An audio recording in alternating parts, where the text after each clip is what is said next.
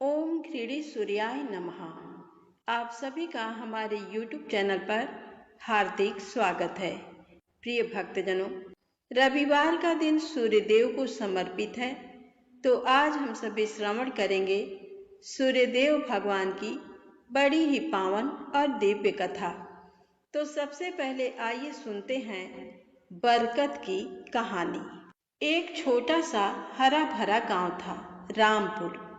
उसी गांव में रामधन नाम का एक सीधा सादा मेहनती किसान रहता था।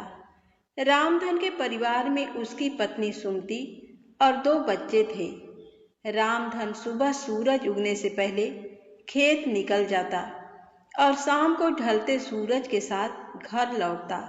वह खूब कमाई धमाई करता था। मेहनत में उसने कभी कोई कसर नहीं छोड़ी। दिखने में तो सब ठीक था। रामधन के पास 2 बीघा खेत था, जिसमें फसलें लहलहाती थीं। उसके खूंटे पर 2 गायें और 1 भैंस भी बंधी थी। लेकिन रामधन के जीवन में एक अजीब सी पहेली थी। उसके घर में पैसा टिकता ही नहीं था। जैसे ही कहीं से 4 पैसे आते, वैसे ही कोई न कोई ऐसी मुसीबत आ जाती कि वो पैसे पानी की तरह बह जाते। कभी अचानक बच्चे बीमार पड़ जाते, कभी किसी पुराने कर्ज का तगादा आ जाता, तो कभी कोई और अनहोनी हो जाती। एक तरफ से लक्ष्मी जी आती और दूसरी तरफ से अलक्ष्मी उन्हें बहा ले जाती। रामधन का परिवार कभी आगे बढ़ ही नहीं पा रहा था। दिन बीतते गए और रामधन की परेशानी कम होने के बजाय बढ़ने लगी। अब तो हद ही हो गई। खेतों में खड़ी फसल दूर से देखने में तो बहुत लहलहाती और हरी भरी दिखती, लेकिन जब रामधन काटने जाता तो बालियां अंदर से खोखली निकलती। अनाज के दाने बहुत कम निकलते। यही नहीं, उसके घर के पशु जो कल तक बाल्टी भर भर कर दूध देते थे, अचानक दूध देना बंद कर देते। कभी कभी तो गाय भैंस के छोटे बछड़े और बच्चे बिना किसी बीमारी के ही दम तोड़ देते। रामधन पूरी तरह टूट चुका था। वह रात रात भर जाग कर सोचता, हे भगवान, मुझसे ऐसी क्या खता हुई। मैं न तो चोरी करता हूँ, न किसी का दिल दुखाता हूँ, फिर मेरे घर की बरकत कहाँ चली गई। दोपहर की चिलचिलाती धूप में रामधन अपने खेत के कोने पर खड़े एक पुराने बरगद के पेड़ के नीचे बैठा था। माथे से पसीना बह रहा था और आंखों में बेबसी के आंसू थे। वह शून्य में ताक रहा था। तभी रास्ते से गुजरते हुए एक वृद्ध साधु महात्मा की नजर उस पर पड़ी। महात्मा जी के चेहरे पर दिव्य तेज था और कंधे पर एक कमंडल। रामधन को इस तरह उदास बैठा देख महात्मा जी उसके पास आए और बड़े ही शांत स्वर में बोले, बच्चा, बड़ी तेज धूप है, कंठ सूख रहा है, क्या थोड़ा पानी पिलाओगे। रामधन ने चौंक कर देखा। उसने तुरंत अपनी सुराही से ठंडा पानी निकाला और महात्मा जी को आदर सहित पिलाया। पानी पीकर महात्मा जी ने तृप्ति की सांस ली और रामधन के चेहरे को देखकर बोले, बच्चा, पानी तो बड़ा शीतल और मीठा है, लेकिन तुम्हारे भीतर की चिंता की आग बहुत तेज है। बताओ, इस भरे पूरे खेत के मालिक होकर भी इतने उदास क्यों बैठे हो। रामधन का सब्र का बांध टूट गया। उसने महात्मा जी के चरण पकड़ लिए और रोते हुए बोला, महात्मा जी, क्या बताऊं अपनी किस्मत को। मैं दिन रात इतना मेहनत करता हूँ, कमाता धमाता खूब हूँ, लेकिन महीने के आखिर में जेब में 2 पैसे भी नहीं बचते। घर में बरकत नाम की कोई चीज नहीं है। खेतों में फसलें दिखती अच्छी हैं, पर अनाज नहीं मिलता। जानवर दूध देना बंद कर देते हैं। बच्चे बीमार रहते हैं। हम आगे बढ़ने के बजाय दिन ब दिन पीछे छूटते जा रहे हैं।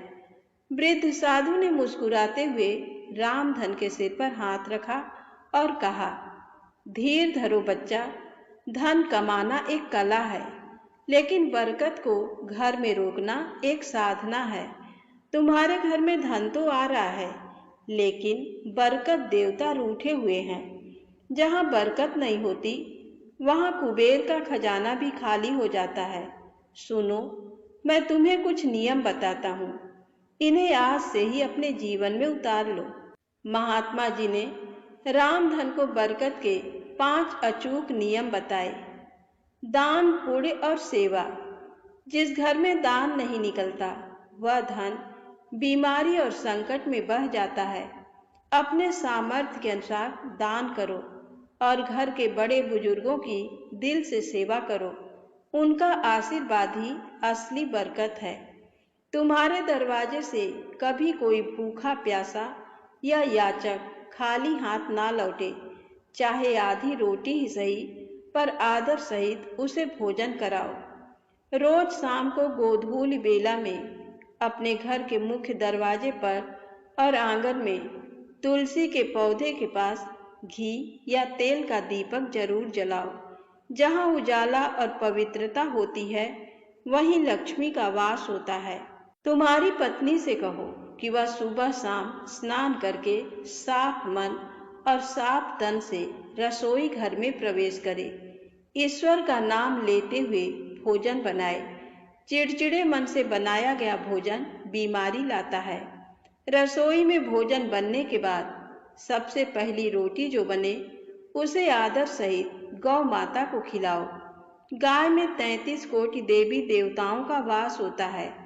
उन्हें खिलाया गया एक निवाला पूरे ब्रह्मांड को तृप्त करता है। इतना कहकर महात्मा जी ने रामधन को आशीर्वाद दिया और आगे बढ़ गए। रामधन घर लौटा। उसने अपनी पत्नी सुमति को बुलाकर महात्मा जी की कही एक एक बात विस्तार से समझाई। सुमति भी समझदार थी। उसने अगले ही दिन से इन नियमों का पालन करना शुरू कर दिया। अब सुमति सुबह उठकर स्नान करती, भगवान का नाम लेती और पवित्र मन से रसोई में जाती। पहली रोटी गुड़ रखकर हमेशा गाय के लिए निकालती। शाम होते ही घर की चौखट और तुलसी चौरे पर सुंदर दिए टिमटिमाने लगते। घर में जो भी साधु संत या जरूरतमंद आता, उसे भर पेट भोजन या अन्न का दान दिया जाता। रामधन ने अपने बूढ़े माता पिता की सेवा और बढ़ा दी। महीना बीता, फिर 2 महीने बीते। रामधन ने गौर किया कि इस बार घर में कोई अचानक बीमार नहीं पड़ा। डॉक्टर के यहाँ जाने वाला पैसा बच गया। जो फसल इस बार कटी, उसके दाने इतने भारी और अच्छे थे कि अनाज की बोरियों से रामधन का कोठा भर गया। उसकी गायों ने फिर से दूध देना शुरू कर दिया और इस बार दूध पहले से कहीं ज्यादा गाढ़ा और मीठा था। महीने का आखिरी दिन आया तो रामधन ने अपनी पोटली खोलकर देखी। उसकी आंखों में खुशी के आंसू आ गए। सारे खर्चे पूरे होने के बाद भी पोटली में पैसे बचे हुए थे। रामधन समझ गया कि उसके घर में बरकत देवता का वास हो चुका है। जहाँ नियम, धर्म, सेवा और संतोष होता है, वहाँ बरकत अपने आप खींची चली आती है। तब से लेकर आज तक रामधन का परिवार कभी गरीब नहीं हुआ और वे लोग हमेशा खुशहाल जीवन जीने लगे। इस कहानी से हमें यही शिक्षा मिलती है, मेहनत से सिर्फ पैसा आता है, लेकिन संस्कारों, दान, पुण्य, बड़ों के आशीर्वाद और पवित्रता से घर में बरकत आती है। तो बोलिए श्री बरकत देवता की जय हो, लक्ष्मी नारायण भगवान की जय हो। अब आइए सुनते हैं सूरज भगवान की कहानी। एक राजा था, एक रानी। उनके पास सिपाही, घोड़े, दास दासियां, धन दौलत सब कुछ था, सिर्फ उन्हें संतान नहीं थी। इसी कारण राजा रानी बहुत ही दुखी रहते थे। संतान प्राप्ति के लिए उन्होंने हर तरह का दान, धर्म, धार्मिक अनुष्ठान, जप, मंत्र, व्रत, पूजा पाठ किए, लेकिन कोई फायदा नहीं हुआ। अब राजा रानी दोनों ही बुढ़ापे की ओर बढ़ते गए। दोनों गहन सोच में पड़ गए। अब हमारे इतने बड़े राज्य का क्या होगा? कौन बनेगा इस राज्य का वारिस? कौन लेगा प्रजा की जिम्मेदारी? राजा रानी दिन रात इसी चिंता में घुलने लगे। उन्हें खाने पीने की भी सुध नहीं रहती। तो एक सुबह राजा के दरबार में एक साधु आता है। तो दासी रानी को इत्तिला करती है। तब वह दासी से कहती है, ये मेरा अंतिम दान धर्म है। इसके बाद मैं अपने हाथों से कोई दान धर्म नहीं करूंगी। रानी चावल भरा छाछ हाथ में लेकर बाहर आती है और साधु की झोली में भिक्षा डालने आगे बढ़ती है। तो उसके चेहरे पर छाई उद्विग्नता साधु की दृष्टि में आती है। वह उससे पूछता है, रानी साहिबा, क्या हुआ है? आप क्यों इतनी उदास हैं? तब रानी साधु को सारी हकीकत बताती है और सिसकने लगती है। उस पर वह साधु कुछ पल गंभीर हो जाता है और कहता है, चिंता मत करना रानी साहिबा, आपकी संतान की इच्छा पूरी हो जाएगी। आपकी कोख से एक पुत्र जन्म लेगा। मात्र वह 14 साल तक ही आप लोगों को मिलेगा। उसके आगे वह इस मृत्यु लोक में नहीं रह पाएगा। इससे बढ़कर आपको कुछ देना मेरे लिए संभव नहीं है। अपनी बात पूरी करते उसने अपनी झोली में हाथ डाला, थोड़ी सी भभूत निकालकर रानी को दी और कहा, आप और महाराज दोनों इसे बांटकर ग्रहण करना। तुम्हें जल्द ही पुत्र प्राप्ति होगी। इतना कहकर साधु अपनी राह चला गया। उसके जाने के बाद रानी सोचने लगी, 14 साल तो 14 साल ही सही। उतने समय के लिए हमें पुत्र मिलेगा, यही काफी है। उतने साल तक मैं उसे जी जान से बड़ा करूंगी। उसे ढेर सारा प्यार दुलार दूंगी। अपनी संतान की मुराद पूरी करूंगी। उस रात अपना सारा राजकाज खत्म करके राजा जब रानी के महल में गए तो रानी ने राजा को सारी बात बताई और साधु की दी हुई भभूत राजा को दिखाकर बोली, साधु महाराज ने ये भभूत हम दोनों को ग्रहण करने को कहा है। राजा बोले, इतना दान धर्म किया, जप तप किया, कोई फल नहीं मिला। अब इस भभूत से हमें संतान प्राप्त होगी क्या? उस पर रानी बोली, जब इतना सब कुछ किया तो अब ये भी सही। खामख्वा उस साधु के क्रोध को क्यों बुलावा दे? राजा को अब किसी पर विश्वास नहीं था, पर रानी को दुख न पहुंचे इसलिए वह राजी हो गया। राजा रानी दोनों नहाते धोते हैं, फिर अपने भगवान का नाम स्मरण करते हैं, अपने पुरखों को स्मरण करते हैं और उस साधु महाराज का नाम स्मरण करके वह भभूत बांटकर दोनों खाते हैं। उसके बाद दोनों निश्चिंत होकर सो जाते हैं। तो कुछ दिन गुजर जाते हैं और साधु द्वारा कहे अनुसार रानी गर्भवती हो जाती हैं।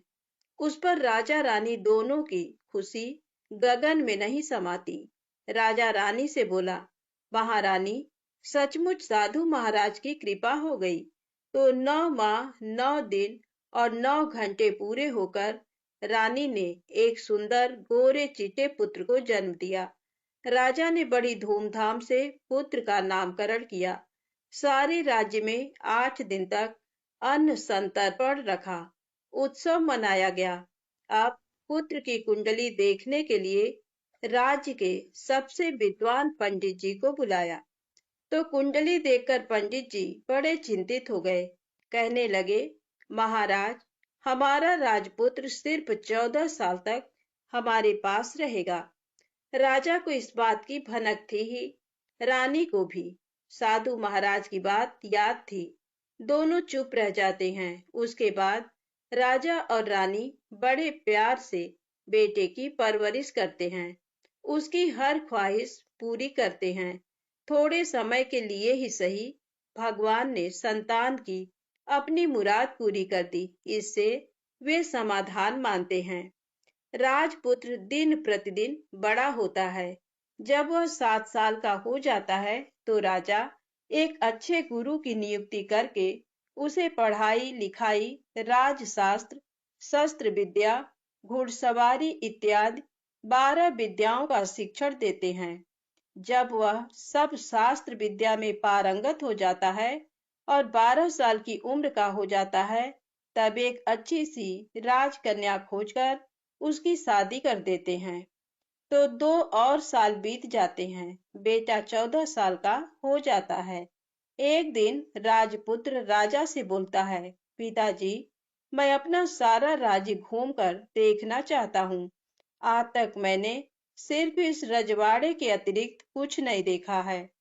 बेटे की बात सुनकर राजा चिंतित हो जाता है, क्योंकि पुत्र को 14वां साल शुरू हुआ था। अब कोई अनहोनी होने का वक्त नजदीक आ पहुंचा था, लेकिन राजा ये सब बातें पुत्र को बता नहीं सकता था। वह क्या करता है कि चेहरे पर खुशी लाकर बेटे से कहता है, हाँ हाँ, जरूर जाओ बेटा, तुम्हें अपना सारा राज्य घूम कर देखना चाहिए। कहाँ क्या है, ये सब जानना चाहिए। कल मेरे बाद तुम्ही को तो राजा बनना है। मात्र एक बात का ध्यान रखें, तुम जहां जा रहे हो, क्या कर रहे हो, ये बात अपनी पत्नी को नहीं बताना। पुत्र कहता है, ठीक है पिताजी, आपने जो कहा है मैं वैसा ही करूंगा। राजपुत्र दिन भर अपनी पत्नी के साथ मौज मस्ती करता है, खुशियां मनाता है और रात को ठीक 12 बजे बिस्तर से उठकर बाहर चला जाता है। फिर पौ फटने से पहले वापस अपने महल में आकर सो जाता है। ऐसे बहुत दिनों तक चलता रहा। अब पुत्र का 14वां साल खत्म होने में कुछ दिन ही बाकी रहते हैं। इतने में उसकी पत्नी यानी छोटी रानी रात में जाग जाती हैं। वह देखती हैं कि बिस्तर पर राजपुत्र नहीं है। वह महल में सब जगह देखती हैं, तो राजपुत्र कहीं भी नजर नहीं आता। तो वह क्या करेगी, किससे कहेगी? वह चुपचाप रहती है। फिर भोर होने पर वह देखती है कि उसका पति अपनी जगह सोया हुआ है। वह पति से कुछ नहीं पूछती, लेकिन दूसरी रात भी वैसे ही होता है। तीसरी रात, चौथी रात, ऐसे बहुत दिन तक चलता है। रानी बहुत ही चिंतित हो जाती है। पति रात को जाता कहाँ है, किससे मिलने जाता है? उसके मन में ढेर सारे सवाल उठते हैं, लेकिन उसे पूछने में डर लगता है। शायद पति गुस्सा कर बैठे। सास ससुर से पूछने के बारे में सोचा तो उसकी कुल मर्यादा बीच में आ जाती थी। तो इस तरह मन ही मन वह कुढ़ती रहती थी। इस हालत में उसे खाने पीने में दिलचस्पी नहीं होती। वह दुबली पतली हो जाती है। तो उस राज्य में फूल बेचने वाली एक बूढ़ी मालिन थी। वह हमेशा छोटी रानी को फूल देने उसके महल में आती थी। उस बुढ़िया का ध्यान छोटी रानी पर जाता है। वह उससे पूछती है, बेटी, तुम्हें किस बात का दुख है? तुम इस तरह सूखकर कांटा क्यों बनी हो? उस पर रानी कहती है, क्या बताऊं तुम्हें अम्मा, तुम्हारा राजपुत्र हर रात बिस्तर पर से उठकर कहीं चला जाता है और सुबह भोर होते ही वापस आकर सोता है। वह कहाँ जाता है? प्रेमिका से मिलने जाता है क्या? ये सोच सोचकर मैं अन्न जल ग्रहण नहीं कर पाती और सूख सूख कर इस तरह कांटा बन गई हूँ। बुढ़िया सब बात सुनकर उसे एक उपाय बताती है। तो बेटी, ऐसा करना, आज रात तुम सोना मत। उसके पीछे जाकर देखना कि वह कहाँ जाता है, क्या करता है। उसकी अच्छी तरह से पहरेदारी करना। पर मुझे नींद आ गई तो? तुम्हें नींद ना आए, इसलिए एक काम करना, अपने बाएं हाथ की उंगली में एक जख्म करना, उस पर थोड़ी सी मिर्च छिड़कना। उससे तुम्हें बड़ी जलन होगी और उस पीड़ा से तुम्हें रात भर नींद नहीं आएगी। रानी बुढ़िया के कहे अनुसार करती हैं। उंगली की जलन से उसे बड़ी देर तक नींद नहीं आती, लेकिन बाद में वह सो जाती है। दूसरे दिन सुबह बुढ़िया फूल लेकर उसके महल में पहुंचती है और पूछती है, क्या हुआ बेटी, देख पाई? पति कहाँ जाता है? रानी कहती है, नहीं अम्मा, पहले कुछ समय जलन के कारण मुझे नींद नहीं आई, पर कुछ देर पश्चात मैं सो गई। बुढ़िया कहती है, कोई बात नहीं, आज तुम उंगली पर पहले से थोड़ा बड़ा जख्म करना और ज्यादा मिर्च लगाना। तो रानी वैसे ही करती है, परंतु वह सिर्फ पति के बिस्तर से उठकर बाहर निकलते वक्त तक जाग पाई। वह उसके पीछे नहीं जा सकी, क्योंकि उसकी आंखें उस समय तक मूंद गई थी। दूसरे दिन सुबह बुढ़िया आती है तो उसने पूछने से पहले ही रानी रो कर कहती है, अम्मा, मैं आज भी उनकी पहरेदारी ठीक तरह नहीं कर पाई। बुढ़िया कहती है, रोना नहीं बेटी, सब कुछ ठीक हो जाएगा। तुम आज रात जख्म और बड़ा करना और उस पर ज्यादा मिर्च छिड़कना, और एक काम करना, वह जब जाने के लिए निकलता है तो उसका रास्ता रोकना। बुढ़िया ने जैसा बताया रानी वैसा ही करती है। आज रात उसे नींद नहीं आती। पति रात 12 बजे बिस्तर से उठकर जब महल से निकलने के लिए चलने लगता है तो वह बुढ़िया ने जैसे बताया वैसे ही करती है। दौड़ कर जाकर पति का रास्ता रोकती है और कहती है, कहाँ जा रहे हो? किससे मिलने जा रहे हो? मुझे बताओ। राजपुत्र उसे समझाने की बहुत कोशिश करता है। देखो, अगर मैंने तुम्हें वह बताया तो मैं तुम्हें दोबारा नहीं मिल पाऊंगा। रानी कहती है, कोई बात नहीं, ना मिल पाओ, लेकिन आप रात के समय कहाँ जाते हो ये मुझे पहले बता दीजिए। राजपुत्र निरुपाय हो जाता है। पत्नी की जिद के आगे उसकी एक नहीं चल पाती। ठीक उसी समय उसका 14वां साल खत्म होकर 15वां साल लगने वाला था। जो होता है वह हो जाने दो, वह सोचता है, और कुछ चावल मंत्रों से सिद्ध करके पत्नी को देकर कहता है, इन चावलों के दानों को दोनों हाथों की मुट्ठी में पकड़ना। पहले दाएं हाथ में पकड़े चावल मेरे ऊपर फेंकना। मैं कौन हूँ तुम्हें पता चल जाएगा। बाद में बाएं हाथ में पकड़े चावल मेरे ऊपर फेंकना। मैं जैसा था तुम्हें मिल जाऊंगा, लेकिन यदि तुम बाएं हाथ के चावल मेरे ऊपर फेंकना भूल गई तो मैं तुम्हें कभी नहीं मिल पाऊंगा। रानी ने कहा, नहीं भूलूंगी। रानी बड़े आत्मविश्वास के साथ कहकर दाएं हाथ में पकड़े चावल पति के ऊपर फेंक देती है। तो राजपुत्र एकदम एक विशाल घोड़ा बन जाता है। एकदम उम्दा, सफेद, गर्दन पर लंबी अयाल। देखते देखते वह तेजी से दौड़ने लगता है। रानी उस घोड़े को एकदम भौचक्की होकर देखने लगती है, और पति ने बाएं हाथ के चावल फेंकने की जो बात कही थी वह भूल जाती है। उसकी आंखों के सामने घोड़ा महल से बाहर निकलकर चला जाता है। घोड़ा जो महल से बाहर जाता है तो वापस नहीं आता। अब रानी को बड़ा पश्चाताप होता है। वह स्वयं को कोसने लगती है, लेकिन अब उसका कोई फायदा नहीं होने वाला था। राजपुत्र अब वापस नहीं आने वाला था। सुबह होते ही महाराजा महारानी को सब बात पता चलती है। उन्हें बहुत दुख होता है। वे बिस्तर पकड़ते हैं और राह देखते हैं कि एक दिन उनका बेटा वापस आ जाए।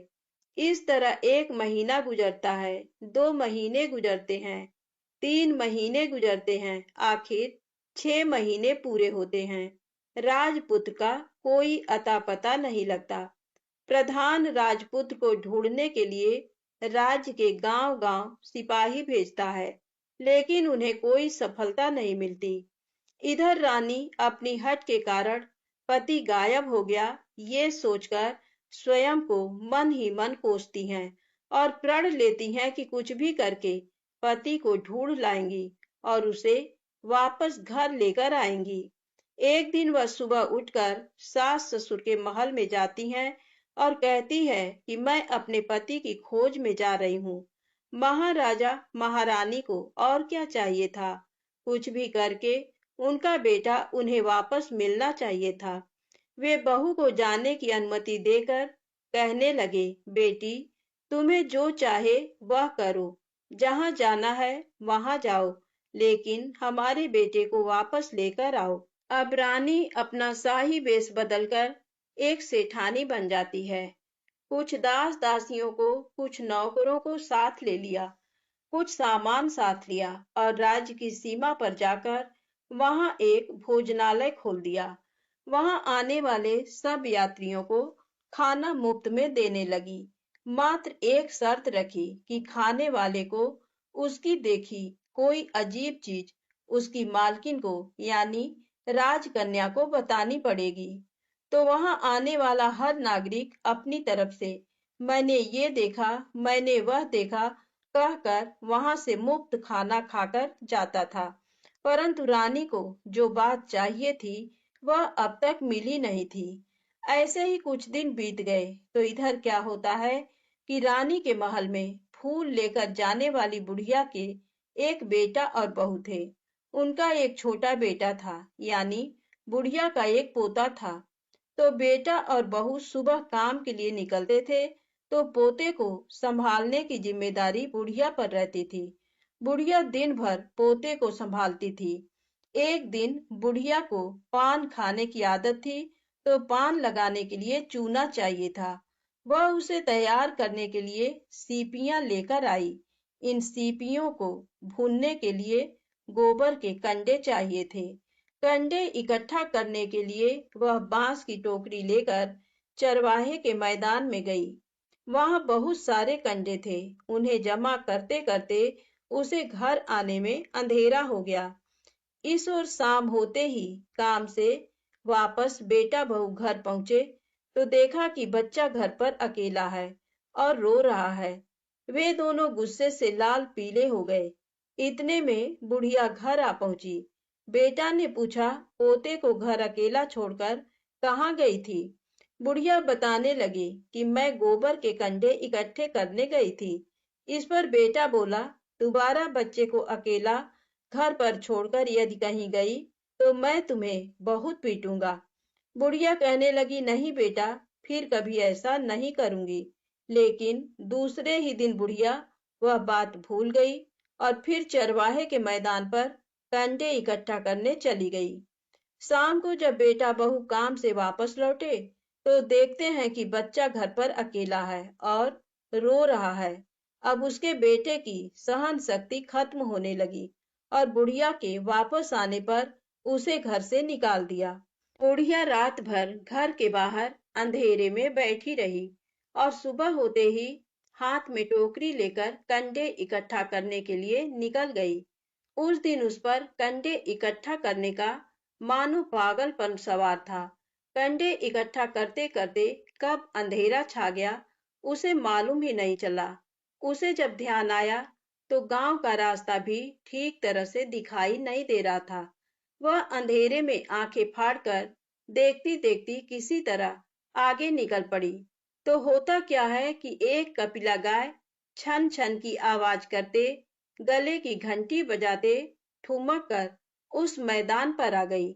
उसे देखकर बुढ़िया सोचने लगी कि इस गाय के पीछे पीछे जाऊंगी तो गांव तक पहुंच जाऊंगी। तब बुढ़िया उसके पीछे पीछे जाने लगी। वह गाय क्या करती है कि उस मैदान से लेकर एक एक करके 6 मैदान पार करती है। आखिर में वह 7वें मैदान पर पहुंचती है।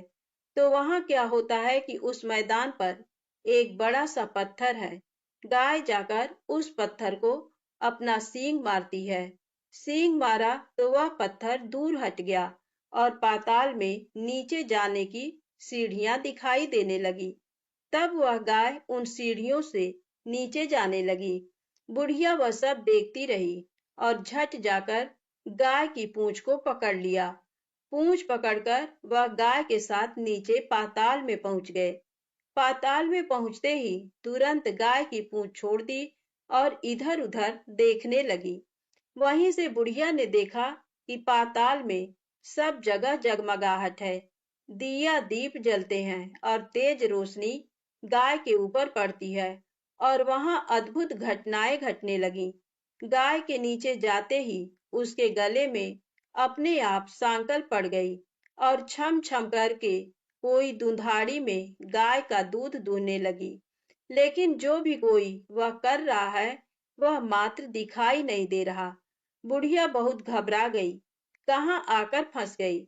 वह सोचने लगी और यहाँ वहां छिपने के लिए जगह ढूंढने लगी, लेकिन उसे कहीं भी जगह नहीं मिली। हर जगह उजाला ही उजाला था। तो वह यूं एक कोने में खड़ी रह गई और जो कुछ सामने हो रहा था उसे चुपचाप देखने लगी। कुछ पल के बाद वहां झट से एक उम्दा सफेद घोड़ा आया। वहां दो कुंड थे, उसमें से एक कुंड में उस घोड़े ने छलांग लगाई और ऊपर आ गया। अब उसे राजपुत्र का रूप प्राप्त हो गया। राजपुत्र बनने के बाद उसने दूसरे कुंड के पानी में स्नान किया। वहां रखे नए कपड़े पहने हैं। नजदीक ही एक सुंदर पलंग था, उस पर आकर वह बैठ गया। उसके सामने अपने आप 5 पकवानों की थाली आ गई, दूध की एक प्याली आ गई, 5 सुपारी आ गए। उसके सामने एक दिया जलता रहा। राजपुत्र ने खाना खाया, दूध पिया, 5 सुपारी खाया और बिस्तर पर लेट जाने से पहले सूर्य देव का स्मरण करके सामने जलते दिए से पूछा, दिए दिए दीपंकर, मेरे माता पिता क्या कर रहे हैं? दिया बताने लगा, बेटे के शोक में डूबे हैं।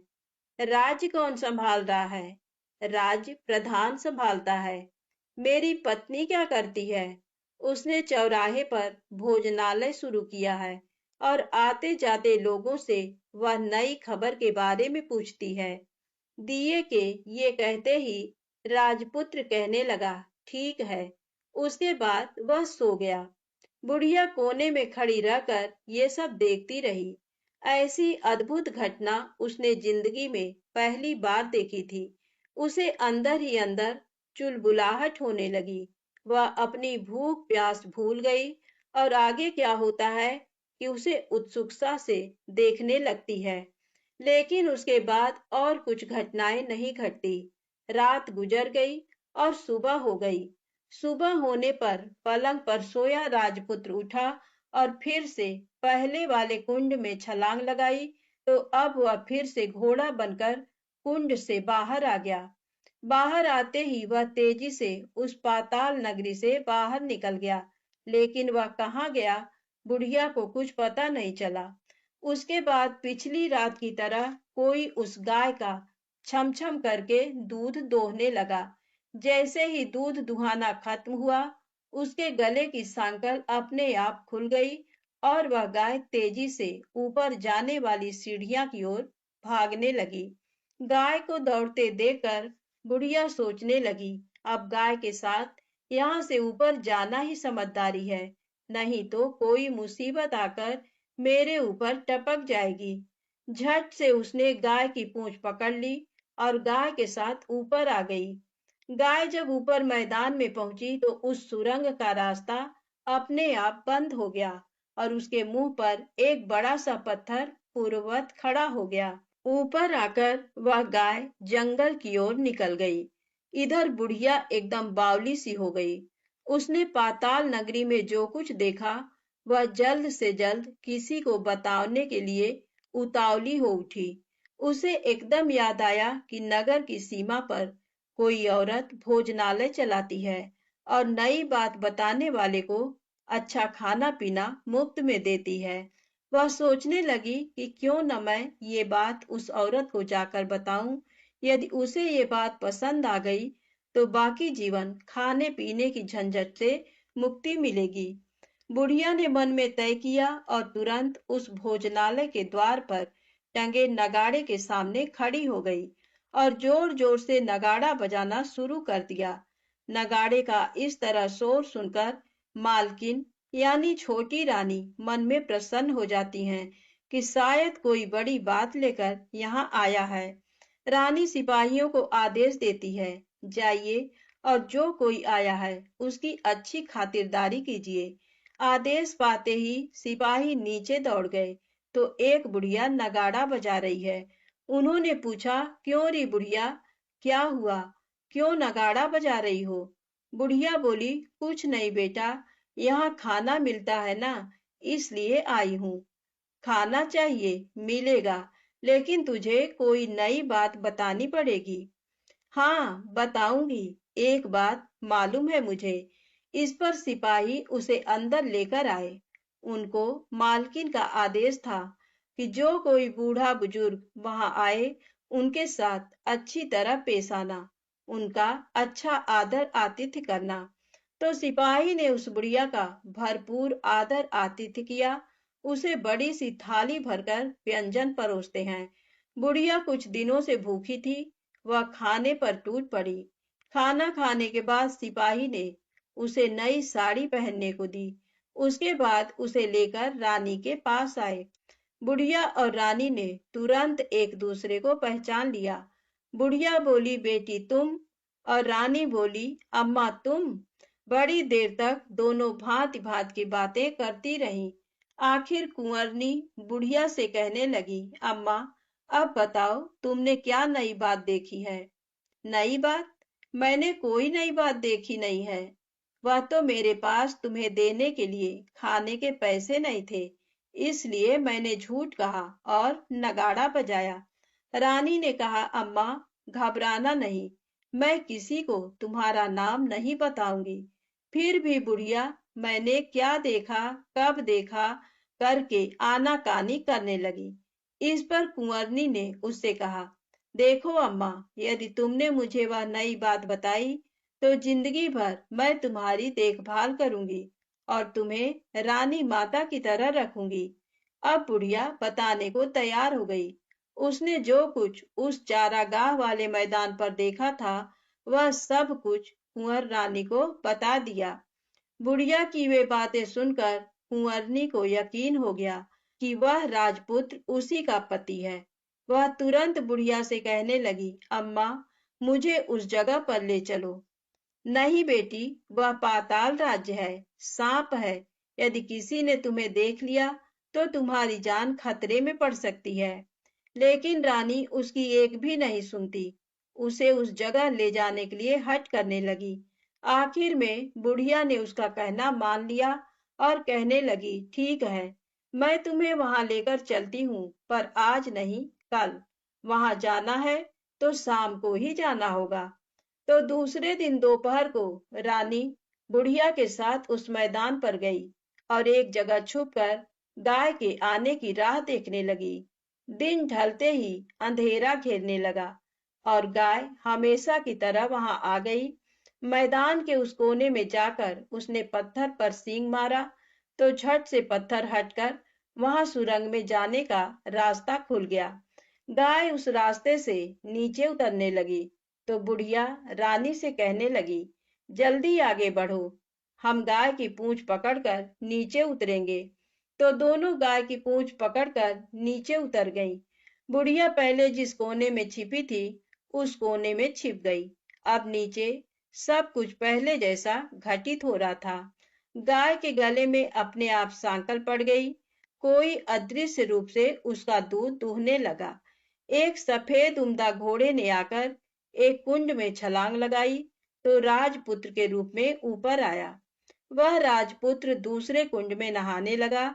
बाद में उसके सामने खाने की थाली आ गई, दूध की प्याली आ गई, पान बीड़ा आ गया।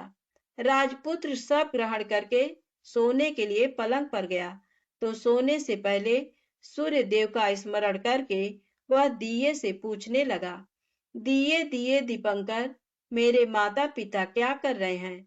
तो दिया कुछ जवाब नहीं देता, बल्कि वह बुझने लगता है। तब राजपुत्र को कुछ अघटित हुआ है, इसका संदेह हो गया है। वह उदास हो गया और जो कुछ हुआ है वह हो जाने दो ऐसा सोचकर सोने के लिए बिस्तर पर लेट गया।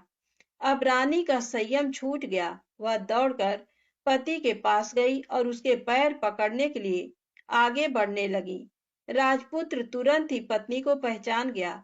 वह झट से पीछे हट गया और चिल्लाने लगा, नहीं नहीं, मुझे मत छूना, सर्वनाश हो जाएगा। रानी दोनों हाथ जोड़कर पति से अपनी भूल स्वीकार करने लगी।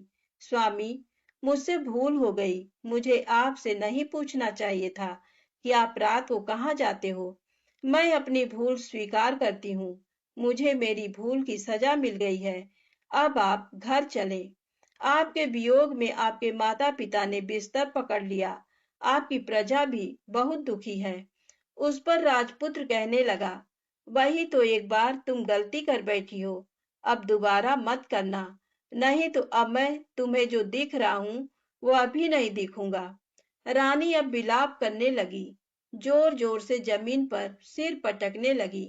राजपुत्र के मन में उसके प्रति दया उत्पन्न हो गई। वह उससे कहने लगा, यदि तुम मुझे पाना चाहती हो तो तुम्हें एक काम करना होगा। काम कठिन है, लेकिन वह तुम्हें अकेले करना होगा। रानी ने कहा, कहो स्वामी, कितना भी कठिन काम हो, मैं वह पूर्ण करूंगी। रानी कहने लगी। इस पर राजपुत्र ने उसे बताया, इस पाताल से ऊपर जाते ही तुम्हें एक घना जंगल नजर आएगा। ऐसे 6 जंगल पार करने के पश्चात 7वां जंगल मिलेगा। वह जंगल सबसे घना है। उस जंगल में बीचों बीच एक पीपल का पेड़ है। उसके आसपास की जगह पत्ते, फंदे, जटाएं, कांटे इत्यादि से ढक चुकी हैं। वहां बाघ, शेर, भालू, सांप सभी धमा चौकड़ी बैठती है। तुम्हें उन सबको भगाकर वह जगह साफ करनी है। उसको गोबर से लिपाई करके पवित्र बनाना है। रंगोली से सजाना है। उसके बाद वहां धूप, कपूर, अगरबत्ती जलानी है। फूल, कुमकुम से पेड़ की तने की पूजा करनी है। दूध दही से बने चावल का भोग चढ़ाना है। ये सब तुम्हें दोपहर को 12 बजने के पहले करना है। 12 बजने के समय तुम्हें उस जगह पर बैठकर सूर्य भगवान का ध्यान करना है। ठीक 12 बजे सूर्य भगवान का रथ वहां उतरेगा।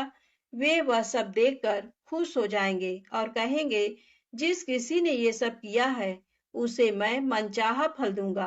तो तुम सामने जाकर उसके रथ का दाहिना घोड़ा मांगना, मैं तुम्हें मिल जाऊंगा। इतनी बात कहकर राजपुत्र अपने पलंग पर सो गया और छोटी रानी भोर होने की राह देखने लगी। भोर होते ही वह बुढ़िया के साथ गाय की पूंछ पकड़कर ऊपर आ गई। ऊपर आने के बाद वह बुढ़िया से कहने लगी, अम्मा, अब मैं अकेले ही आगे जाऊंगी, तुम भोजनालय वापस जाओ। वह जंगल में जाकर राजपुत्र की बताई जगह ढूंढने लगी और स्वयं आरी से वह जगह साफ कर दी। बाद में राजपुत्र ने जैसे बताया वैसी लिपाई पुताई करके वापस आ गई। दूसरे दिन पौ फटने से पहले उठी और जंगल में उस जगह पहुंची। वहां जाकर इत्र, गुलाब का पानी छिड़क कर वह जगह सुगंधित की। धूप अगरबत्ती जलाकर उसे पवित्र किया और पूजा की। सब सामग्री वहां तैयार रखकर सूर्य भगवान का ध्यान करने बैठ गई। जैसा कि पति ने बताया था, दोपहर को ठीक 12 बजे सूर्य भगवान का रथ उस पीपल के पेड़ पर आकर रुका है। सूर्य भगवान ने जब रथ से नीचे देखा तो सुगंधित वातावरण देखकर वे बहुत प्रसन्न हो गए। फिर वे बोले, जिस किसी ने ये काम किया है वह यहाँ आकर आज मुझसे कुछ भी मांगे, मैं उसे दे दूंगा। रानी ने जब ये शब्द सुने तो बिना समय गंवाए दौड़कर उनके सामने आ गई और उनको साष्टांग नमस्कार करके बोली, भगवान, वह मैं ही हूँ, मैंने ही ये जगह साफ की है। अच्छा, तो तुम्हें जो चाहिए वह मांगो। भगवान, मुझे मुझे आपके रथ का दाहिना घोड़ा चाहिए। सूर्य भगवान बोले, नहीं नहीं, मैं तुम्हें और कुछ भी दे सकता हूँ, लेकिन ये घोड़ा नहीं दे सकता। मेरे रथ के 12 घोड़े हैं। तुम चाहो तो कोई और घोड़ा मांग लो, लेकिन ये दाहिना घोड़ा नहीं, वह मैं तुम्हें नहीं दे सकता। छोटी रानी एक नहीं सुनी, वह सूर्यदेव से एक ही बात कह रही थी, वही दाहिना घोड़ा दे दीजिए, नहीं तो मैं आपके पैरों में गिरकर अपनी जान दे दूंगी। अब सूर्यदेव धर्म संकट में पड़ गए। उन्होंने वचन दे दिया था, अब अपने वचन से पलट भी तो नहीं सकते थे। तब सूरज भगवान ने बोला, मैंने तुम्हें घोड़ा दे दिया, लेकिन घोड़ा तो दिया है, वह तुम्हें यहाँ नहीं मिलेगा। तुम्हें उसे पाताल में जाकर लाना होगा। रानी बोली, पाताल में ही क्या भगवान, मैं उन्हें पाने के लिए कहीं भी जा सकती हूँ। रानी को वचन देकर सूर्यदेव अपने मार्ग चले गए और इधर रानी जंगल से अपने भोजनालय में आ गई। फिर वह बुढ़िया को लेकर उस मैदान पर आ गई। जल्दी ही शाम हो गई। शाम होते ही वहां वह गाय आ गई और उसने सींग मारकर सुरंग का पत्थर हटाया तथा नीचे उतरने लगी। रानी और बुढ़िया जल्दी जल्दी उसकी पूंछ पकड़कर नीचे उतर गईं। नीचे पाताल में सब घटनाएं पहले की तरह ही घटने लगी। घोड़े का एक कुंड में नहाकर राजपुत्र बन जाना, नहा धोकर पलंग पर जाकर बैठना तो उसे खाने की थाली, दूध की प्याली आना, पान बीड़ा आना। लेकिन आज एक बात नई घटी। आज दो दो थाली, दो दो दूध की प्याली, दो दो पान बीड़े उसके सामने आए। वह कुछ नहीं बोला। अपने हिस्से की थाली खाकर, दूध पीकर और पान बीड़ा चबाकर वह सोने चला गया और हमेशा की तरह दिए से पूछने लगा, दिए दिए दीपंकर, मेरे माता पिता क्या करते हैं? दिया ने बताया, वे दोनों तुम्हारे शोक से मरने की स्थिति में पहुंच गए हैं। ऐसा झट से उसकी आंखों से आंसू टपकने लगे। फिर वह पूछने लगा, दिए दिए दीपंकर, मेरा राज्य कौन चला रहा है? तुम्हारा राज्य प्रधान चला रहा है और वह सब कुछ हड़प चुका है। वह प्रजा पर बहुत अत्याचार कर रहा है। सुनकर राजपुत्र को बहुत गुस्सा आया। वह गुस्से से अपनी मुट्ठी भींचने लगा। अब वह पूछने लगा, दिए दिए दीपंकर, मेरी पत्नी क्या कर रही है? अब दिया कुछ नहीं बोला, चुप रहा। अब रानी का संयम जवाब दे गया। वह दौड़कर पति के गले लग गई। अब मैं तुम्हें मिल गया, राजपुत्र कहने लगा। सच कहते हो, अब आप फिर से घोड़ा तो नहीं बनेंगे? नहीं, दोबारा घोड़ा नहीं बनूंगा। तुमने जो इतने सारे कष्ट उठाए हैं मुझे पाने के लिए, इसलिए सूर्यदेव ने मुझे सदा के लिए घोड़े के जन्म से मुक्त कर दिया है। राजपुत्र ने बड़े प्यार से कहा और उसे गले लगाया, उसके आंसू पोंछे। कुछ देर पश्चात भोर हो गई तो गाय की श्रृंखला टूटकर वह ऊपर भूलोक जाने लगी। रानी, राजपुत्र और बुढ़िया उसकी पूंछ पकड़कर ऊपर आ गए। ऊपर आने पर वे सीधे भोजनालय में पहुंचे। वहां का सब सामान लोगों में बांट दिया और उसको ताला लगाकर अपने राज्य में लौट गए। राजपुत्र वापस आता और उसके तेवर देखकर प्रधान घबरा गया। राजपुत्र ने उसे बंदी बनाकर कैद खाने में डाल दिया और राज्य की बागडोर अपने हाथ में ले ली। उसके बाद वह अपने माता पिता को मिलने उनके महल में गया। तब राजपुत्र क्या देखता है कि उसके माता पिता उसके शोक में अस्थि पंजर बने हुए हैं। पुत्र को वापस आया देखकर मरड़ा सन राजा रानी की आंखों से टप टप आंसू बहने लगे। इन दोनों ने पुत्र को गले लगाया, उसे प्यार से सहलाया। इतना होने के बाद उनके सेहत में एकदम सुधार आने लगा। वे अब बिस्तर से उठकर बैठ गए हैं। पुत्र को आशीष देने लगे। राजपुत्र के आने की खबर तुरंत राज्य भर में फैल गई। प्रजा खुशी से फूली नहीं समाई। प्रजाजन राजमहल के सामने इकट्ठे हो गए। राजपुत्र ने भी उन्हें दर्शन दिए और आज से उन्हें कोई दुख नहीं पहुंचाएगा, ऐसा वचन भी दिया।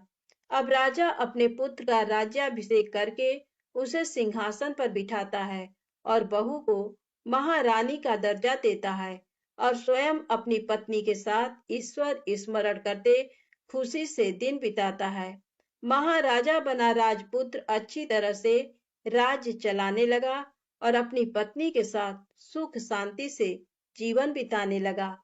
उस बुढ़िया को रानी ने अपने पास ही रख लिया। उसकी अच्छी तरह से देखभाल करने लगी। बुढ़िया और उसके बुढ़ापे के दिन खुशी से गुजरने लगे। प्रेम से बोले, सूरज भगवान की जय हो।